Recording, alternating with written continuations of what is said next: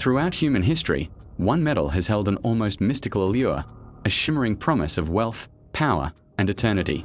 Gold. It's more than just a shiny element. It's a force that has built and broken empires, fueled exploration, and defined the very concept of money. How did this one metal become the ultimate symbol of power, shaping the destiny of civilizations from ancient times to the modern day? Join us on a journey through time as we uncover the epic story of gold and its role in forging the world we know today. The story begins in the cradle of civilization. In ancient Egypt, gold was not just currency, it was the flesh of the gods. The pharaohs, seen as divine rulers, adorned themselves and their tombs with staggering amounts of it.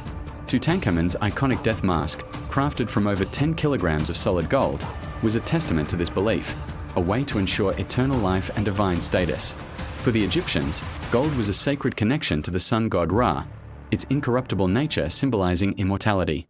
They mined it extensively from the deserts of Nubia, turning their kingdom into a treasure house that dazzled the ancient world. Further north, the Roman Empire built its colossal power on a foundation of gold. The aureus, a standardized gold coin, became the lifeblood of Roman commerce, facilitating trade across a vast territory stretching from Britain to Mesopotamia. Roman engineers developed sophisticated mining techniques, like hydraulic mining, to extract gold on an industrial scale, particularly in regions like Spain and Dacia. This influx of gold funded their legendary legions, financed massive infrastructure projects like aqueducts and roads, and allowed emperors to buy the loyalty of their citizens. For Rome, gold was the ultimate tool of statecraft, the engine that drove its military and economic dominance for centuries. But as the mines ran dry and the flow of gold dwindled, the empire's stability began to crumble, a stark lesson in the precarious nature of power built on treasure. As the classical world waned, a new golden empire rose from the sands of West Africa. The trans-Saharan trade routes became arteries of commerce, and the most precious commodity flowing north was gold. At the heart of this network was the Mali Empire, and its most famous ruler, Mansa Musa. In 1324, he embarked on a pilgrimage to Mecca, a journey that would become legendary. His caravan, said to include tens of thousands of people and camels laden with gold, was so vast and so generous with its gifts that it destabilized the economy of Cairo for years. Mansa Musa's wealth, derived from the prolific gold mines of his empire, was almost unimaginable. He put his capital, Timbuktu, on the map, transforming it into a dazzling center of trade, scholarship, and culture. His story wasn't just about personal wealth. It was a powerful announcement to the medieval world that immense power and sophistication existed far beyond the horizons of Europe. The tales of African gold, combined with Marco Polo's accounts from the East, ignited a fire in the European imagination. This fervor fueled the age of exploration. Driven by the legend of El Dorado, the mythical city of gold, Spanish conquistadors sailed across the Atlantic. They weren't just explorers, they were treasure hunters on a global scale.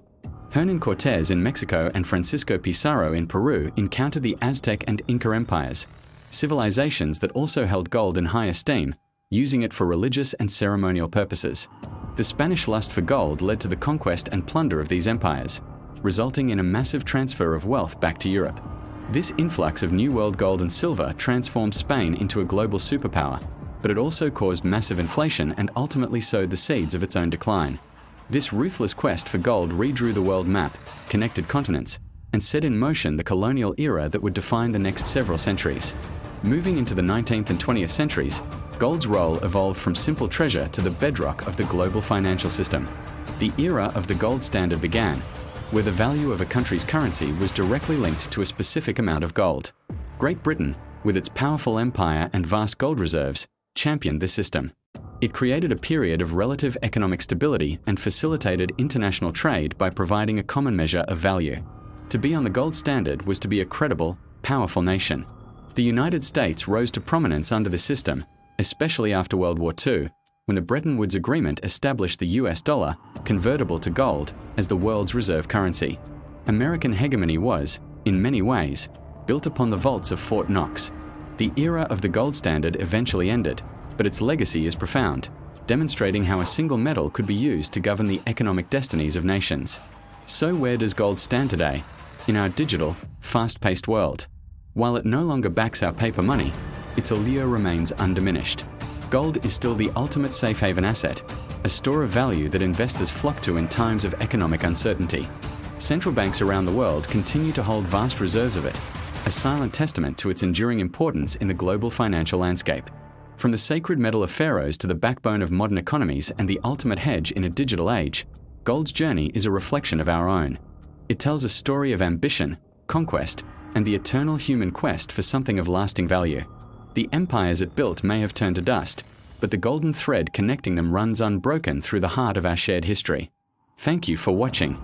If you enjoyed this journey through history, don't forget to like, subscribe, and hit that notification bell for more stories that shaped our world.